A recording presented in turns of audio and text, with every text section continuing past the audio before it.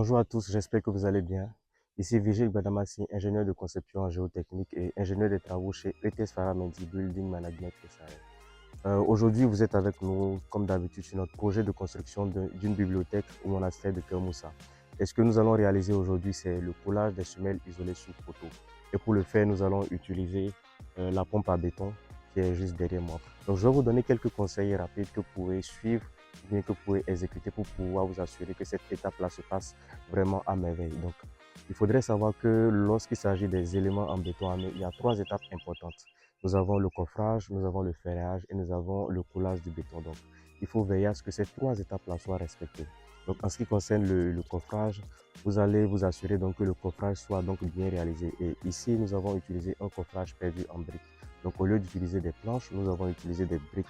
Donc, des briques de 10 cm d'épaisseur. Donc, ces briques-là vont nous assurer une meilleure solidité et c'est plus sûr pour nous. Donc, voilà pourquoi nous avons utilisé cela.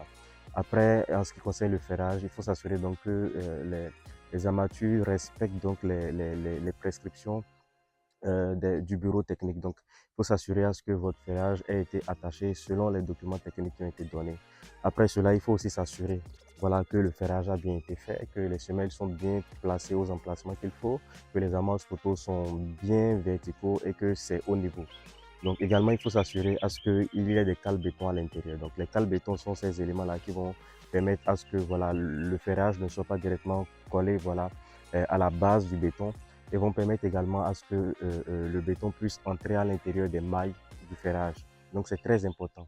Après cela, donc il faut veiller à ce que lors du coulage, en l'occurrence lorsque vous utilisez une pompe à béton, il faut veiller à ce que la pression lors de la sortie du béton ne soit pas trop forte.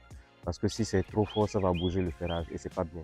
Donc il faut réguler cette pression-là, que ce soit pas trop fort, que ce soit pas trop faible également. Aussi, il faut utiliser sur votre chantier des vibreurs à béton. Ça va permettre donc de chasser les vides à l'intérieur du béton et donc de vous assurer que vous avez exécuté un béton de meilleure qualité. Donc voilà donc quelques clés, quelques tips que vous pouvez utiliser lors de la réalisation voilà, du collage des semelles isolées sur poteau. Donc lorsque vous réalisez ces étapes-là, vous êtes assuré d'avoir un béton de bonne qualité, vous êtes sûr que votre fondation est solide.